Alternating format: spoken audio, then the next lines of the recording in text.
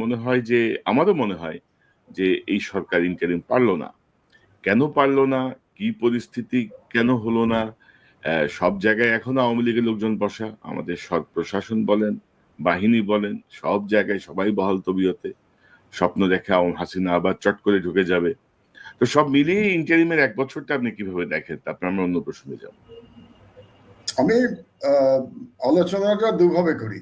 জি। একটা আপনি প্রথমেই যেটা বলেছেন যে বিপ্লবের আকাঙ্ক্ষা, সেটা একটা আলোচনা। আর একটা হলো যে ইন্টারিম ১ বছর ডে টু ডে অ্যাক্টিভিটি কেমন চালালো।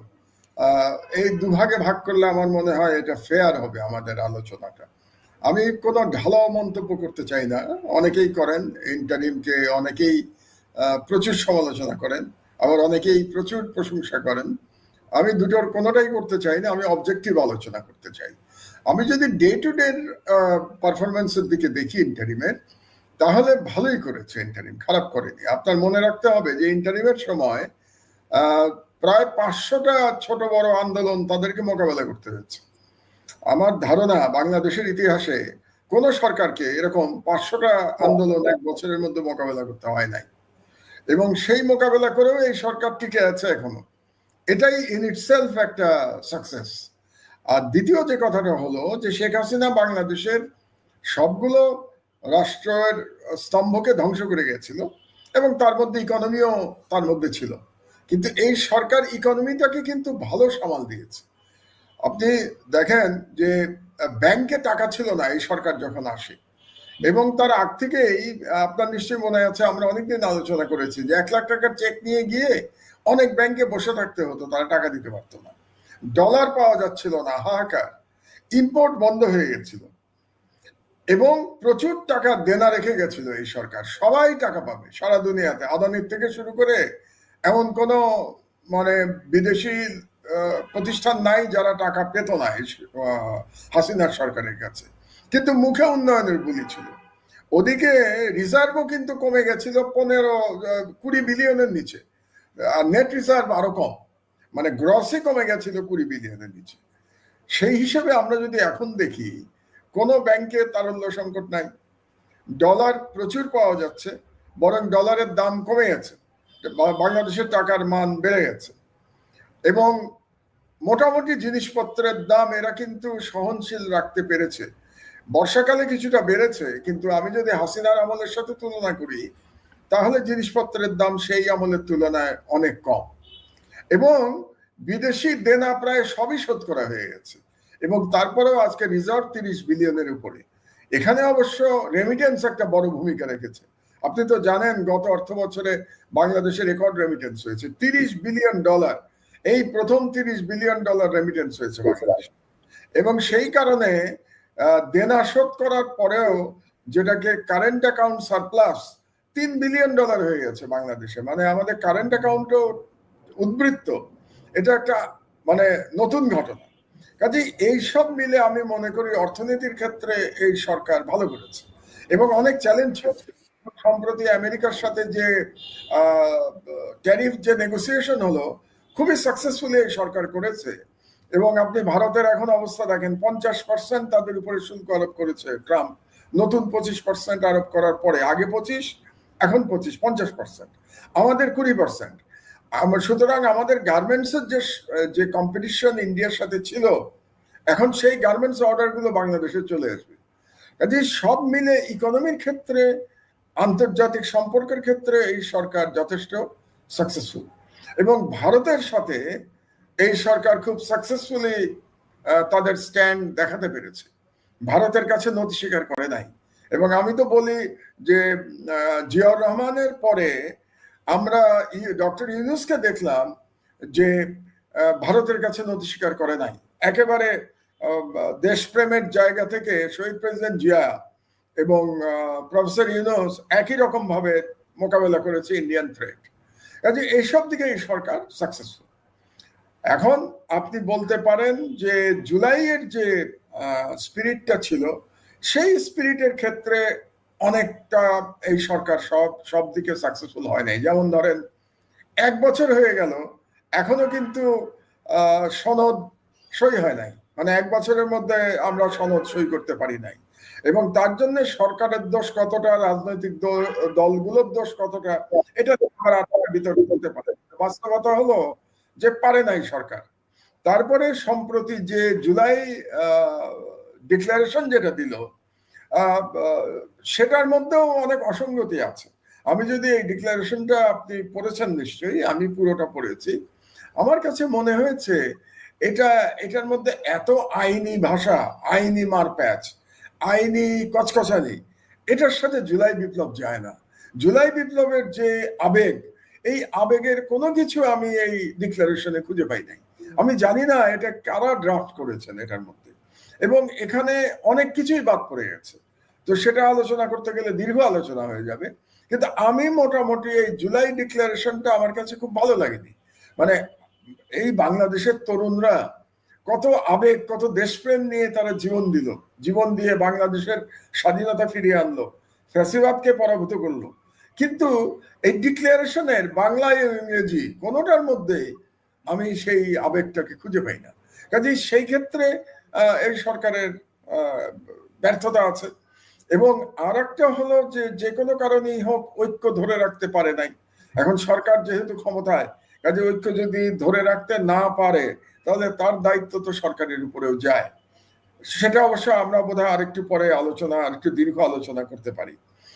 তো সব মিলে, আর আপনি যে আরেকটা প্রশ্ন করেছেন যে ফ্যাসিবাদের দোসরদের সরানো যায় নাই, এটা সঠিক। এবং আমরা সচিবালয়েও দেখতে পেয়েছি এটা, যে শুধু আপনি পুলিশের মধ্যে কিংবা সেনাবাহিনীর মধ্যে কিংবা অন্যান্য সংস্থা শুধু না, আমলাতন্ত্রের মধ্যেও কিন্তু প্রচুর ফ্যাসিবাদের দোসররা এখনো রয়েছে, বিচার বিভাগের মধ্যে রয়েছে। কাজে আমরা যে আশা করেছিলাম যে 1 বছরের মধ্যে একটা শুদ্ধি অভিযান হবে রাষ্ট্রের সর্বক্ষেত্রে, এই শুদ্ধি অভিযান এই সরকার করতে পারে নাই। তার জন্য একটা চ্যালেঞ্জ তো থেকেই যায়। কারণ এখন আমরা ইলেকশনের কথা বলছি, সেই ইলেকশনের সময় যদি আওয়ামী লীগের যে এলিমেন্ট, ফ্যাসিবাদের যে দোসররা যদি থেকে যায় এবং তারা যদি স্যাবোটাজ করতে চায়, তাহলে একটা স্যাবোটাজের আশঙ্কা তো থাকেই। এবং তার সঙ্গে দিল্লিতে আমরা জানি যে শেখ হাসিনা তার ষড়যন্ত্র চালিয়ে যাচ্ছে, এবং আমার কাছে একটা খবর আছে যে দিল্লি থেকে তাকে যথেষ্ট সহায়তা দেওয়া হচ্ছে এই ষড়যন্ত্র চালানোর জন্য। আমি ডিটেলসে যাচ্ছি না, আপনাকে বলছি না, যে আরো কিছু খবর আমি নেওয়ার চেষ্টা করছি, কিন্তু আমি যতটা শুনতে পেয়েছি যে দিল্লি হাসিনাকে দিয়ে আর একটা অস্থিরতা বাংলাদেশে তৈরি করতে চায়। কারণ যদি তারা কোনো ক্রমে এই নির্বাচনটাকে ঠেকিয়ে দিতে পারে বা নির্বাচনের সময় একটা অস্থিরতা তৈরি করতে পারে, তাতে কিন্তু লাভবান দিল্লি হবে। কাজে এই বিষয়গুলি আমাদের স্মরণে রাখা দরকার। এবং আমরা কোনো কোনো জায়গার থেকে আশঙ্কা প্রকাশ করা হচ্ছে যে, আপনার তো মনে আছে 1996 সালে একটা আমলা কু করা হয়েছিল এবং তার মাধ্যমে তৎকালীন বিএনপি সরকারকে ক্ষমতা থেকে সরানো হয়েছিল। তো এখন যদি আওয়ামী লীগের আমলারা একই ধরনের একটা পরিস্থিতি তৈরি করতে চায়, তাহলে তারা তো সেটা করতে সক্ষম। এবং সেই ব্যাপারে আমরা আজকেই, আপনারা কালকে দেখতে পাবেন আগামীকালের পত্রিকায়, আমরা সে ব্যাপারে একটা আশঙ্কা প্রকাশ করে একটা লিড স্টোরিও করেছি।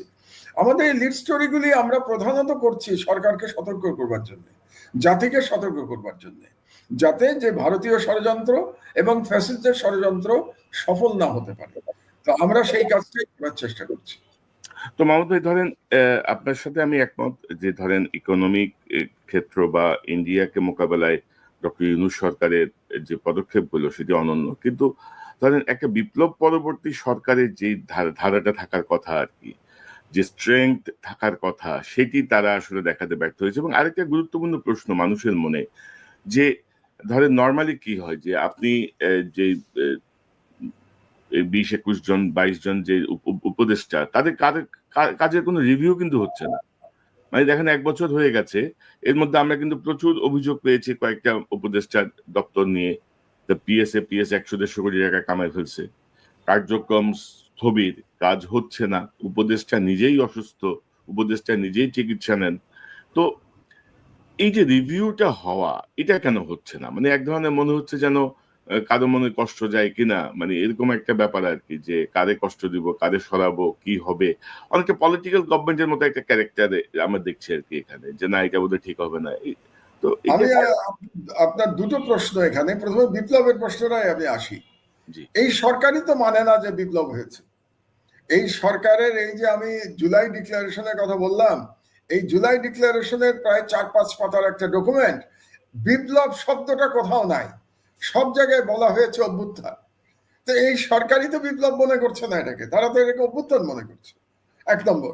আর 2 নম্বর হলো যে প্রথমেই তো এই সরকার নিজেদেরকে ইন্টারিম সরকার বলেছে, অন্তর্বর্তীকালীন সরকার। কাজেই বিপ্লবের যে আপনি প্রত্যাশা করছেন, যে বিপ্লবের যে আশা ভরসা আকাঙ্ক্ষা জনমনে ছিল, সেটা প্রতিফলিত হবে, এটা হওয়ার তো সুযোগই ছিল না, কারণ এই সরকার কখনই বিপ্লবী চরিত্র ধারণ করে নাই। তো এটা কেন করে নাই, এটা জবাব ইউনূস সাহেব এবং তার উপদেষ্টা মন্ডলী দিতে পারবেন, আমি দিতে পারবো না। যে কেন তারা বিপ্লবী আকাঙ্ক্ষাটাকে তারা আপহোল্ড করলেন না এবং নিজেদেরকে বিপ্লবী সরকার মনে করলেন না, এক মুহূর্তের জন্য তারা নিজেদেরকে বিপ্লবী সরকার মনে করেন নাই। তো সুতরাং ওই যে বলে না সোনার পাথর বাটি, তো কাজেই যারা নিজেদেরকে বিপ্লবী সরকার মনেই করে না, তাদের কাছে আপনি বিপ্লব কিভাবে প্রত্যাশা করতে পারেন? এটা গেল একটা। আর দ্বিতীয় যে কথাটা আপনি বললেন রিভিউ এর কথা, রিভিউ এর করা উচিত ছিল তো 6 মাসের মধ্যে। আপনি যদি আমাকে বলেন তাহলে এই যে উপদেষ্টাদের কার্যক্রম, তাদের কারো কারো বিরুদ্ধে দুর্নীতির অভিযোগ এসছে এবং তাদের কোন কোন পিএস অনেক টাকা তারা নাকি লুটপাট করেছে এমন অভিযোগ এসছে, তো সেই সমস্ত পিএস দের সরানো হলেও সেই উপদেষ্টারা তো বহাল তবিয়তে আছেন, তাদেরকে কিন্তু সরানো হয় নাই। তো সুতরাং রিভিউ তো 6 মাস পরে হওয়া উচিত ছিল এবং যারা কাজ করতে পারছেন না তাদেরকে বাদ দিয়ে নতুনদের আনা যেত। এবং আরো দুঃখের কথা হচ্ছে যে আমরা যেটা খবর পেয়েছি, এই যে আওয়ামী আমলারা যারা এখনো বহাল তবিয়তে আছেন, তাদেরকে শেল্টার দিচ্ছে কিন্তু উপদেষ্টাদের মধ্যে কেউ কেউ। আমরা শুনেছি বেশ কয়েকজন উপদেষ্টাদের কারণেই তাদেরকে সরানো যায় নাই। সুতরাং তারা একটা ভয়ঙ্কর একটা রিস্ক নিচ্ছেন, একটা ঝুঁকি নিচ্ছেন এই উপদেষ্টারা, যারা এই ধরনের আওয়ামী আমলাদের শেল্টার দিয়েছেন। তো আপনি সব থেকে প্রথমে তো শুরু করা উচিত ছিল, এই শুদ্ধি অভিযান শুরু করা উচিত ছিল তো পুলিশের মধ্যে এবং আমলাতন্ত্রের মধ্যে, তারপরে সেনাবাহিনী, আপনি ফেজ বাই ফেজ যেতেন, জুডিশিয়ারি। তো আপনি আমলাতন্ত্রেও তো টাচ করেন নাই, আমলাতন্ত্রে করলে না আপনি অন্য জায়গায় করার প্রশ্ন আসতো। তো কেন যেন এই সরকার আমলাতন্ত্রকেও ভয় পেয়ে গেল, মনে হলো যে তাদেরকেও কিছু করা যাবে না। আর উপদেষ্টাদের যেহেতু রিভিউ করে নাই, আপনি এখন আর রিভিউ আশা করতে পারেন না কোনো, কারণ সরকার এখন ইলেকশন ডেট ডিক্লেয়ার করে দিয়েছে, চিঠি চলে গেছে সরকারের কাছ থেকে সিইসির কাছে।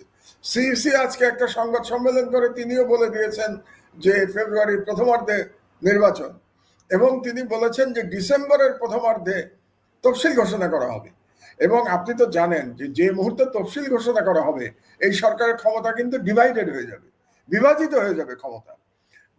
একটা অ্যাডমিনিস্ট্রেশনের বড় ক্ষমতা চলে যাবে সিইসির কাছে, কাজে এই সরকার তখন দুর্বল হয়ে যাবে। তার অর্থ হচ্ছে যে তফসিল ঘোষণার আগে আপনার হাতে সময় আর কতদিন আছে? অগস্ট মাস তো চলেই গেছে, সেপ্টেম্বর অক্টোবর নভেম্বর, এই সরকারের আর 3 মাস বাকি আছে রে ভাই। তো 3 মাসের সরকার কি রিভিউ করবে আর কি পরিবর্তন করবে? কাজে আমার মনে হয় আমাদের এই রিভিউ এর প্রত্যাশা করে আর লাভ নাই। এখন এই সরকার যদি ওই জুলাই চার্টারটা সই করতে পারে, এটা একটা বড় ব্যাপার হবে। এবং জুলাই চার্টার কেন সই হচ্ছে না সেটা নিয়েও আমরা কিছু খবর টবর পাচ্ছি। এবং জুলাই চার্টার সই না করে যদি নির্বাচনের দিকে যায়, তাহলে তো একটা ভয়াবহ অবস্থা তৈরি হবে, তাহলে তো কোনো সংস্কারই হলো না। আপনি জুলাই চার্টার সই না করে তো আপনি নির্বাচনে যেতেই পারেন না।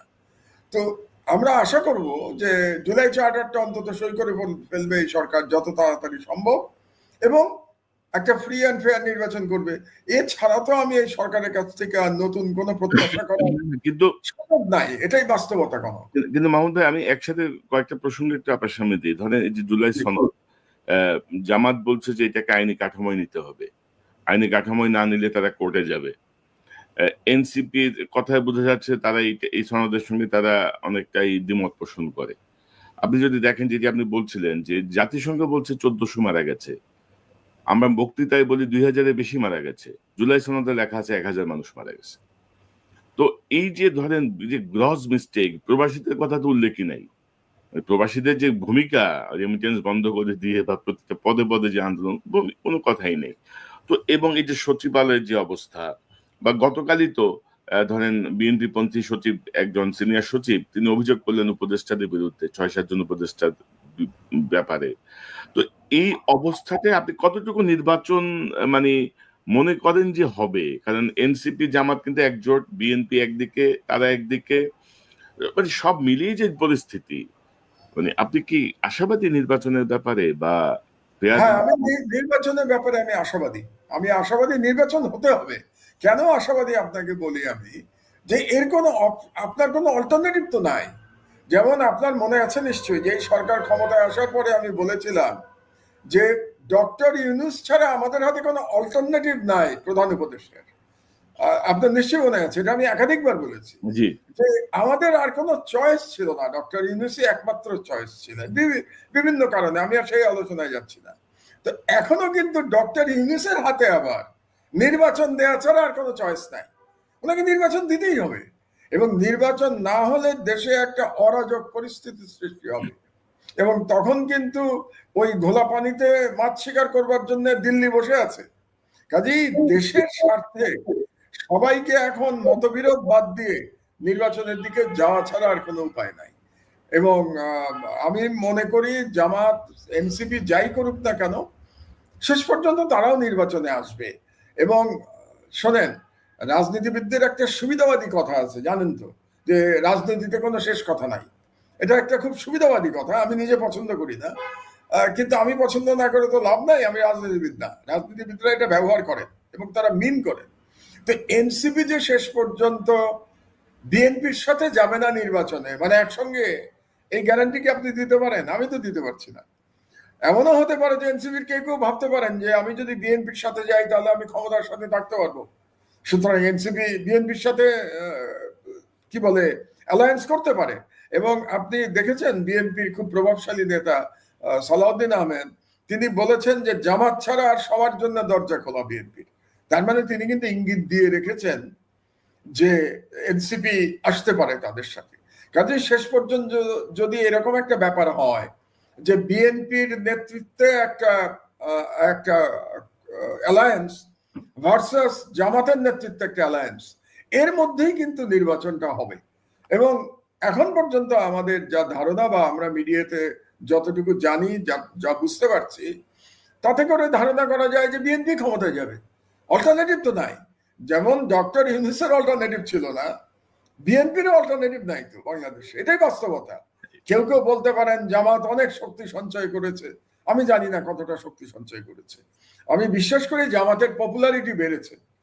কত বেড়েছে পপুলারিটি? ওই পপুলারিটি দিয়ে তো কোনো আপসেট করার মতো সুযোগ নাই। আমরা যদি হিসাব করি, আপনি জামাত বাংলাদেশে কখনো 10%-এর উপরে ভোট পায় নাই। তো পপুলারিটি যদি ডাবলও হয়ে থাকে, তাহলে জামাতের ভোট হবে 20%। তো 20% ভোট নিয়ে আপনি তো সরকারে যেতে পারবেন না। সুতরাং সরকারে যাওয়ার সম্ভাবনা বিএনপির অত্যন্ত উজ্জ্বল। তো সেই কারণে আবার আরেকটা কথা আছে, বুঝলেন, যে বিএনপির দায়িত্বও বেশি। কারণ যেহেতু বিএনপির সরকারে যাওয়ার সম্ভাবনা উজ্জ্বল, কাজে বিএনপির এমন কোনো ব্যবহার করা উচিত না যাতে করে নির্বাচন প্রশ্নবিদ্ধ হয়। এতে কিন্তু বিএনপি ক্ষতিগ্রস্ত হবে। এবং আমি মনে করি বিএনপির সমর্থক যিনি বলেছেন, একজন সিনিয়র সচিব, যে 8জন উপদেষ্টার কথা বোধহয় উনি বলেছেন, আমি মনে করি এই ধরনের কথা বলে বিএনপির উপকার হচ্ছে না। কারণ বিএনপিকে নির্বাচনে জিতে সরকারে যেতে হবে। তাহলে এখন থেকে তাদের এই বক্তব্যগুলির ব্যাপারে একটুখানি সচেতন হওয়া দরকার বলেই আমার ধারণা। তো আমাদের একটা প্রশ্ন মানুষের মনে, মানে এটা নিয়ে অনেক কথাও হচ্ছে যে বিএনপি জামাত ধরেন গত 16-17 বছর ধরে এটা একটা গালি ছিল আওয়ামী লীগের কাছে, যেখানে যাহাই ঘটুক বিএনপি জামাত, বিএনপি জামাত, বিএনপি জামাত। তো 5ই আগস্টের পরে হঠাৎ করে এই যে বিভাজনটা, মানে ধরেন যে কেউ কাউকে সহ্যই করতে পারতেছে না, মানে জোটবদ্ধ বা ঐক্যবদ্ধ রাজনীতি দূরে থাকুক। এবং ধরেন আমরা অতীতে যেটা দেখেছি বিভিন্ন আসনে, সমঝোতার ভিত্তিতে না হলে সেখানে তৃতীয় পক্ষ সুবিধা নেয়, এরকম বহু আসন আছে বাংলাদেশের। তো সেখানে ধরেন একটা সমঝোতা, মানে জোট না, একটা সমঝোতার মাধ্যমে আমাদের নির্বাচনগুলো হতো। তো এই মুহূর্তে ধরেন বিএনপি জামাতের এই যে ধরেন দা কুমড়ো সম্পর্ক, কেউ কাউকে সহ্যই করতে পারতেছে না। এই জায়গাটা আপনি কিভাবে দেখেন? এটা কয়েকটা কারণ আছে। একটা কারণ হলো যে যখন আওয়ামী লীগ দৃশ্যপট থেকে চলে গেল, তখন রাজনীতিতে প্লেয়ার থাকলো কারা? দুটা, বিএনপি এবং জামাত। কারণ এনসিপির কথা যদি আপনি বলেন, তো এনসিপি তো এখনো একটা গ্রোয়িং ইয়াং পলিটিক্যাল পার্টি, যেটাকে বলা যায় ন্যাসেন্ট পলিটিক্যাল পার্টি, মানে এটা হচ্ছে জন্মলাভ করছে এনসিপি। এনসিপি এখনো তো মেজর প্লেয়ার স্টেক হোল্ডার তো হতে পারে নাই এখনো, হয়তো ভবিষ্যতে হতে পারবে। আগামী নির্বাচনের আগে, এই নির্বাচন না, আমি মিন করছি 5 বছর পরে যে নির্বাচন হবে, তার মধ্যে হয়তো এনসিপি একটা মেজর স্টেক হোল্ডার হয়ে যাবে। কিন্তু বর্তমানে বা 5ই আগস্টের পরে মেজর স্টেক হোল্ডার ছিল বিএনপি এবং জামাত। এখন সেখানে এক ধরনের প্রতিযোগিতা শুরু হয়ে গেল ডে ওয়ান থেকে, এবং ডে ওয়ান থেকে যে প্রতিযোগিতা শুরু হলো, সেখানে বিএনপি ধরে নিল যে আমাদেরকে নির্বাচনে জিততে হলে জামাত আমাদের প্রতিদ্বন্দ্বী, এবং জামাতও ধরে নিল যে বিএনপিকে হারিয়েই আমাকে জিততে হবে। জিততে মানে ক্ষমতায় যাওয়ার কথা বলছি না, তাদের সিট বাড়াতে হবে, সেটার জন্য বিএনপিকে যেতে হবে, বিএনপিকে হারিয়ে। এবং এই সম্পর্ক ঠিক আছে, এখানে আমি কোনো সমস্যা দেখি না, কারণ দুটা দল যদি থাকে তাহলে এক দল সরকার হবে, এক দল বিরোধী দল হবে, এটা সুস্থ প্রতিদ্বন্দ্বিতা হতে পারত। কিন্তু এখানে বিএনপির একটু দোষ আছে। এখন বললে বিএনপির লোকজন অসন্তুষ্ট হবেন। দোষটা হলো, বিএনপি যখন তাদের বয়ান ঠিক করলো, তাদের পলিটিক্যাল ন্যারেটিভ ঠিক করলো জামাতকে আক্রমণ করার জন্য, আক্রমণ করাটা কিন্তু জায়েজ। আমি এটা বারে বারে বলি, কোন আক্রমণ করাটা জায়েজ, কারণ হচ্ছে যে জামাতকে হারিয়েই তো বিএনপিকে জিততে হবে, তাহলে আক্রমণ না করার তো কোনো সুযোগ নাই। তো বিএনপির ভুলটা কোথায়? জামাতকে আক্রমণ করতে গিয়ে তারা আওয়ামী ন্যারেটিভে কথা বলতে শুরু করলো। জামাতকে আক্রমণ করতে গিয়ে তারা আমি বাঙালি, তুমি কে, আমি কে, বাঙালি বাঙালি স্লোগান দেওয়া শুরু করলো।